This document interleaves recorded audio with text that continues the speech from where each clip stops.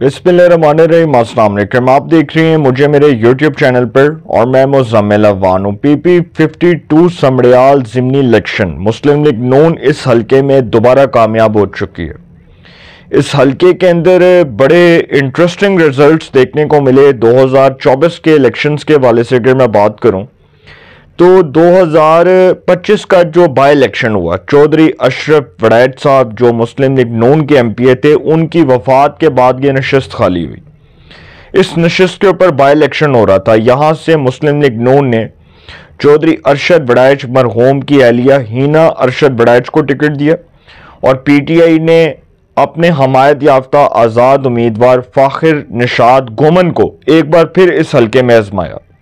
अब इस हलके की जो तारीख है वो ये है कि यहाँ से चौधरी अशरफ जावेद वड़ैच साहब जो हैं वो मुतअद्दिद बार MPA बन चुके हैं मुस्लिम लीग नून के टिकट के ऊपर। आई थिंक ये जो कॉन्स्टिट्यूंसी है नेशनल असेंबली की वो वाली है जहाँ पर राना शमीम अहमद खान साहब इलेक्शन कॉन्टेस्ट कर रहे थे और ब्रिगेडियर असलम गुमन साहब, ब्रिगेडियर रिटायर्ड असलम गुमन जो तहरीक इंसाफ के हमायत याफ्ता आज़ाद उम्मीदवार हैं, वो यहाँ से कामयाब ठहरे थे 2024 के इलेक्शंस में। राना शमीम अहमद खान इस बार MNA नहीं बने मुस्लिम लीग नवाज के।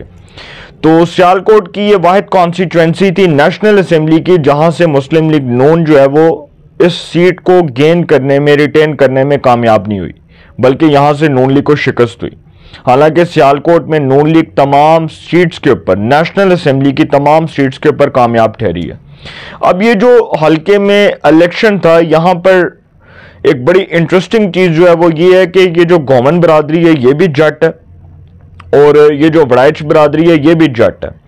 तो जट एक दूसरे के मद्दे मुकाबल थे। पीपल्स पार्टी ने बड़ी कैंपेन की इस हलके में और पीपल्स पार्टी के साबिक वज़ीर आज़म, पीपल्स पार्टी के सीनियर रहनुमा राजा परवेज अशरफ साहब इस हलके में डोर टू डोर कैंपेन कर रहे थे।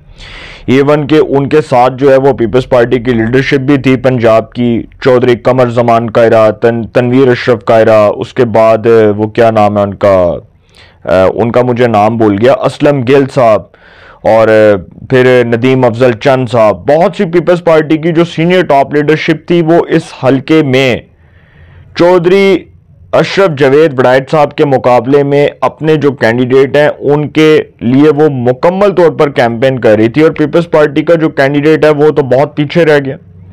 तो पीपल्स पार्टी के जो कैंडिडेट हैं उनका जिस तरह से एक असर व सूख देखा जा रहा था और लग रहा था कि शायद वो बहुत जो है ना वो करीब से कॉन्टेस्ट करेंगे इस इलेक्शन को और बड़ा टफ मुकाबला होगा। तो लेकिन सर मुझे इस हलके में इलेक्शन जो हुआ ना, इस हलके में इलेक्शन के बाद मुझे एक चीज जो नजर आई वो बड़ी इंपॉर्टेंट है। वो ये है कि मरियम नवाज साहिबा की एक साला जो कारकर्दगी है सूबा पंजाब के अंदर, जो उनकी एक साला कारकर्दगी है उसको अवाम ने वोट दिया और इस बात को मैं मानने से इंकारी नहीं हूं। मैं इस बात को तस्लीम करता हूं कि जो बतौर वज़ीर आला पंजाब उनकी परफॉर्मेंस है उसी बेस पर सियालकोट समड़ियाल की आवाम ने मुस्लिम लीग नवाज को एक बार फिर इस सीट पर कामयाब करार दिया और आवाम के वोटों से ही जो आवाम के मुंतखब नुमाइंदे हैं वो पार्लिमान का, वो आइन और कानून के मुताबिक पार्लिमान का हिस्सा बनकर वहां पर हलफ उठाते हैं कि हम सिद्क़ के दिल से हलफ उठाते हैं कि हम खलूस नीयत से पाकिस्तान के आइन और कानून के वफादार रहेंगे।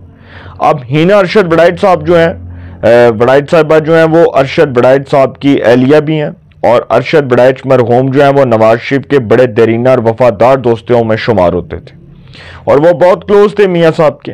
तो इस हलके में जो इलेक्शन हो रहा था बाई इलेक्शन, यहाँ पर मुस्लिम लीग नून के मुतअद्दिद MPs जो हैं वो आ रहे थे, उन्होंने इलेक्शन कैंपेन की।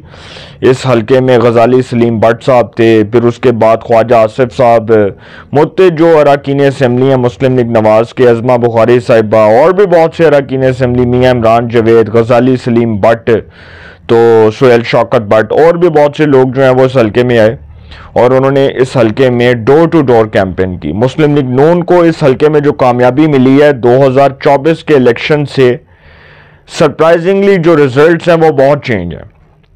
2024 के इलेक्शन में इस हलके में मुस्लिम लीग नून के चौधरी अशरफ जावेद वड़ैच मरहूम ने 59,000 से ऊपर जो है ना वो वोट्स गेन किए थे और इस हलके में पाकिस्तान तहरीक इंसाफ के हमायत याफ्ता आज़ाद उम्मीदवार फ़ाखिर निशात गोमन उनको 49,000 के करीब वोट मिला। इट मींस के 9,000 का फर्क था। अब जो 2025 का बाई इलेक्शन हुआ है, इस हलके में पाकिस्तान मुस्लिम लीग नवाज की हिना अरशद बड़ाइच जो है उनको 78,000 वोट पड़ा, 78,000 वोट पड़ा।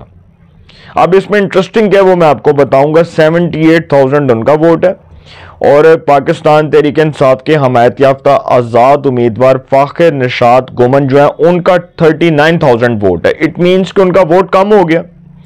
2024 के जनरल इलेक्शंस में फ़ाखिर निशात गुमन जो पीटीआई के हमायत याफ्ता आज़ाद उम्मीदवार है उनका 49,000 वोट था। और उस हलके में, जिस हलके में वोटर ट्रेंड इतना ज़्यादा नहीं था, हालांकि ये एक जनरल इलेक्शन था 2024 का, अब जब बाई इलेक्शन हुआ है तो उनका 9,000 वोट कम हो गया, बल्कि 10,000 उनका वोट कम हो गया। और मुस्लिम लीग नून का 20,000 वोट बढ़ गया। मुस्लिम लीग नून को 78,000 वोट अभी प्रेजेंट जो बाई इलेक्शन हुआ है उसमें पड़ा, 20,000 वोट ज़्यादा पड़ा 2024 की निस्बत। 2024 में उनको 59,000 वोट पड़ा था और अब उनको जो है वो तकरीबन जो है ना तकरीबन उनको 78,000 वोट पड़ा है। 78,702 वोट पड़े हैं हिना अरशद बड़ाइच साहिबा को और फ़ाखिर निशात गुमन जो है उनको 39,018 वोट्स, मतलब 39,000 वोट्स के करीब जो है ना 39,000 वोटों से वो हारे हैं। तो इट मीन्स कि एक बड़ा फ़र्क है।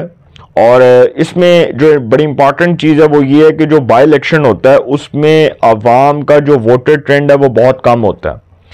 अवाम उस तरह से नहीं निकलती। बाई इलेक्शन के अंदर अवाम उतना ही निकलती है कि बस समझ लें कि कोई 5 या 6% अवाम उसमें ज़्यादा निकलती है।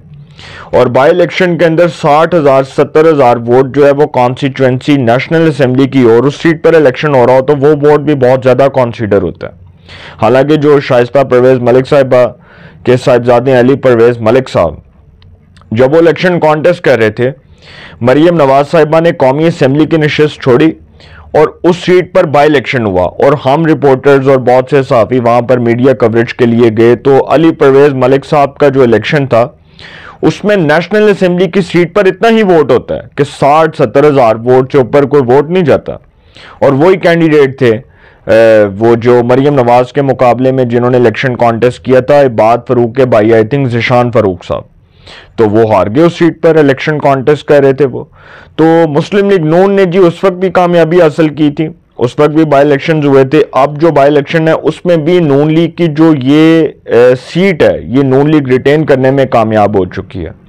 अब सबसे इंपॉर्टेंट बात यह है कि जो नून लीग के वोट बढ़े हैं वो किस तरह बढ़े हैं कि उनकी परफॉर्मेंस को लोग लाइक कर रहे हैं, उनकी कारकर्दगी को लोग लाइक कर रहे हैं। उनकी जो परफॉर्मेंस है वो ये बता रही है, मरियम नवाज साहिबा की जो पंजाब में परफॉर्मेंस है वो ये बता रही है कि अगर मरियम नवाज साहिबा इसी तसलसल के साथ, इसी मेहनत के साथ, इसी लगन के साथ, इसी जज्बे के साथ अगर वो काम करती रहें और इसी तरह पंजाब को वो मिसाली सूबा बनाने में कामयाब करार पाई या कामयाब ठहरी, तो इट मीन्स कि नेक्स्ट टाइम अगली बार फिर मुस्लिम लीग नून को पंजाब में हुकूमत मिलेगी। जो मरियम नवाज साहिबा की परफॉर्मेंस है वो ये बता रही है कि अगर इसी तरह, इसी तसलसल के साथ, इसी जज्बे के साथ, इसी वलवले और जोश के साथ वो कामयाब ठहरी और काम करती नहीं, तो सर फिर पाकिस्तान मुस्लिम लीग नून को हराना बहुत मुश्किल हो जाएगा। नेक्स्ट 5 ईयर्स के बाद आप देखेंगे कि इलेक्शंस के वक्त एटमॉस्फेयर बिल्कुल चेंज होगा। लोग कारकर्दगी की बुनियाद पर वोट देंगे, डेवलपमेंट प्रोजेक्ट्स की बुनियाद पर वोट देंगे, लोग परफॉर्मेंस को जस्टिफाई करने के बाद वोट देंगे। और फिर आप देख लीजिएगा कि जो रिजल्ट्स होंगे वो बहुत चेंज होंगे। तो तहरीक इंसाफ के लिए ये सोचने का और समझने का मुकाम है कि तहरीक इंसाफ के वोट 2024 की निस्बत क्यों कम हुए।